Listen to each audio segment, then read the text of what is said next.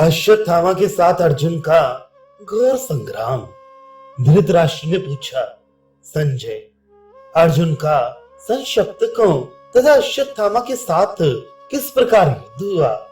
संजय ने कहा, महाराज सुनिए, संशप्तकों की सेना समुद्र के समान दुर्लंघ्य थी, तो भी अर्जुन ने उसमें प्रवेश कर तूफान सा खड़ा कर दिया।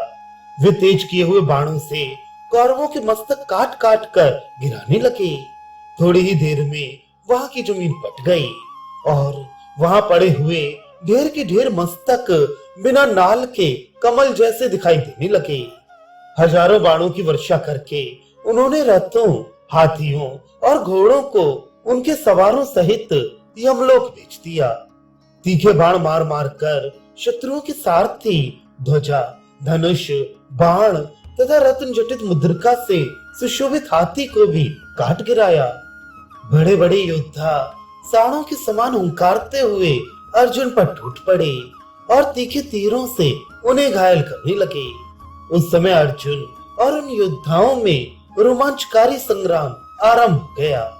अर्जुन पर सब ओर से अस्त्रों की वर्षा हो रही थी, तो भी वे अपने अस्त्रों से उसका निवारण करके बाणों से मार मार कर शत्रुओं के प्राण लेने लगे।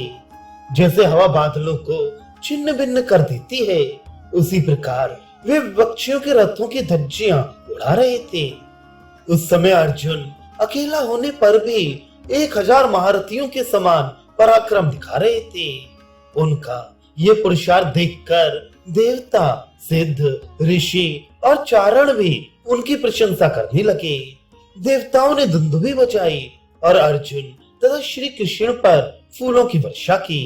फिर वहां इस प्रकार आकाशवाणी हुई, जिन्होंने चंद्रमा की कांति, अग्नि की दीप्ति, वायु का बल और सूर्य का प्रताप धारण किया है, वे ही ये श्री कृष्ण और अर्जुन रणभूमि में विराज रहे हैं। एक रथ पर बैठे हुए ये दोनों वीर ब्रह्मा तथा शंकर की भांति अजय हैं। ये संपूर्ण प्राणियों से श्रेष्ठ नर और नारायण हैं।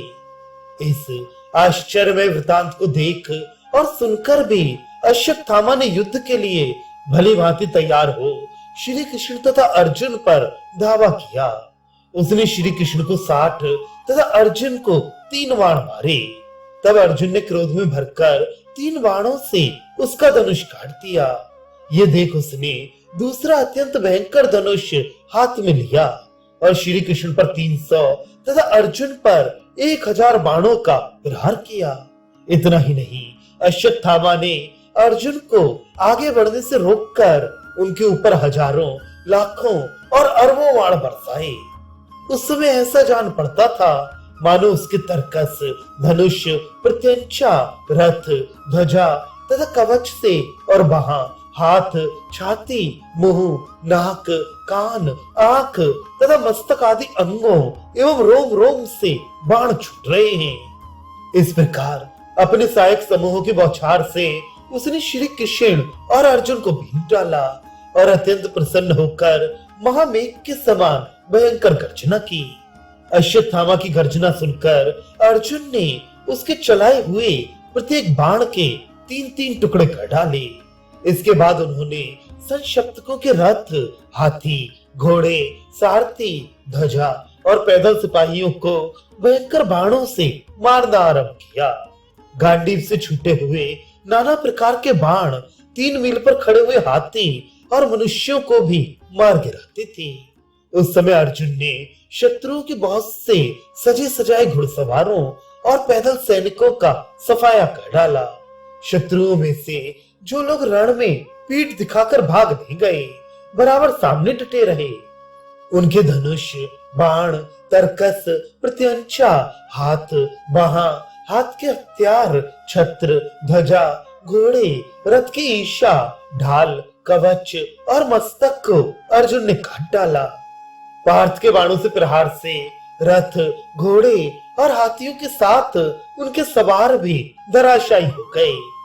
ये देख अंग, बंग, कलिंग और निषाद देशों के वीर अर्जुन को मार डालने की इच्छा से हाथियों पर सवार हो वहां चढ़ आए, किंतु अर्जुन ने उनके हाथियों के कवच, मर्म स्थान, सूर्ण, महावत, ध्वजा और पताका आदि को काट डाला। इससे वे हाथी वज्र के मारे हुए पर्वत शिखर की भांति जमीन पर ढह पड़े। इसी बीच में अश्वत्थामा ने अपने धनुष पर 10 बाण चढ़ाई और मानो एक ही बाण छोड़ा हो, इस प्रकार उन 10 को एक ही साथ छोड़ दिया। उनमें से 5 बाणों ने तो अर्जुन को घायल किया और 5 ने श्री कृष्ण को छत विक्षत कर दिया। उन दोनों के शरीर से खून की धारा बहने लगी।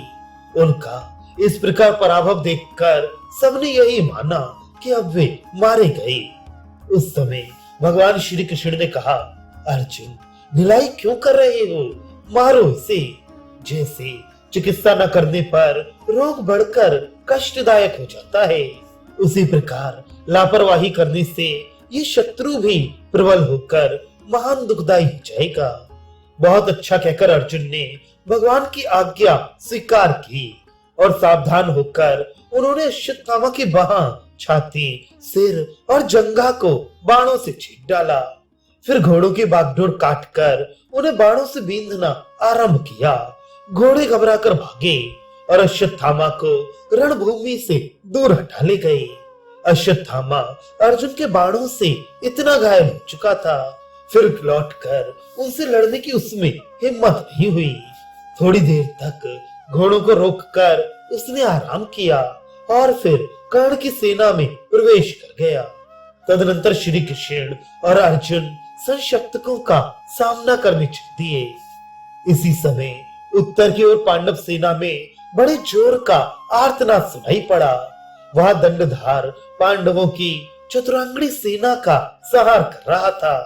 ये देख भगवान कृष्ण ने रथ को लौटाकर उधर ही घुमा दिया और अर्जुन से कहा, मगध देश का राजा दंडधार बड़ा पराक्रमी है। वह कहीं भी अपना सानी नहीं रखता। इसके पास शत्रुओं को संहार करने वाला एक महान गजराज है। इसे युद्ध की उत्तम शिक्षा मिली है और बल तो सबसे अधिक है ही। इनमें से किसी भी दृष्टि से ये राजा भगदत्त से कम नहीं है। पहले तुम इसी का संहार कर डालो, फिर संशप्तकों को मारना। इतना कहकर भगवान ने अर्जुन को दंडधार के निकट पहुंचा दिया। वे काले लोहे की कवच पहने हुए घुड़सवारों और पैदल सैनिकों को अपने मदोन्मत्त गजराज के द्वारा गिराकर कुचलवा रहा था। वहां पहुंचते ही श्री कृष्ण को 12 और अर्जुन को 16 बाण मारकर दंडधार ने उनके घोड़ों को भी 3-3 बाणों से घायल किया। इसके बाद वह बारंबार हंसने और गर्जने लगा। तब अर्जुन ने भल्लों से उसके धनुष बाण, प्रत्यंचा और ध्वजा को काट दिया। इससे कुपित हो दंडधार ने श्री कृष्ण और अर्जुन को घबराहट में डालने की इच्छा से अपने मदोन्मत्त गजराज को उनकी ओर बढ़ाया और तोमरों से उन दोनों पर वार किया। ये देख पांडुनंदन अर्जुन ने 3 छुर चलाकर उसकी दोनों भुजाओं और मस्तक को एक ही साथ काट डाला। इसके बाद उसके हाथी को भी 100 बाण मारे। उनकी चोट से पीड़ित होकर हाथी जोर जोर से चिंगाड़ने लगा और चक्कर काटता तथा लड़खड़ाता हुआ इधर उधर भागने लगा। अंत में ठोकर खाकर वह महावत के साथ ही गिरा और मर गया। युद्ध में दंडधार के मारे जाने पर उसका भाई दंड श्री कृष्ण और अर्जुन का वध करने के लिए चढ़ आया। आते ही वे श्री कृष्ण को 3 और अर्जुन को तेज किए हुए 5 तोमर मारकर भीषण गर्जना करने लगा। तब अर्जुन ने उसकी दोनों बाहें काट डाली और उसके मस्तक पर एक अर्धचंद्राकार बाण मारा। उसकी चोट से दंड का मस्तक कटकर हाथी पर से जमीन पर जा पड़ा। इसके बाद उन्होंने दंड के हाथी को भी बाणों से विदीर्ण कर डाला। उनकी चोट से अत्यंत व्यथित होकर वह हाथी चिंगाड़ता हुआ गिरकर मर गया। तत्पश्चात दूसरे योद्धा भी उत्तम हाथियों पर सवार होकर विजय की इच्छा से चढ़ आए, परंतु सव्यसाची ने औरों की भांति उन्हें भी मौत के घाट उतार दिया। फिर तो शत्रु की बहुत बड़ी सेना भाग खड़ी हुई और अर्जुन संशप्तकों का संहार करने के लिए चल दिए।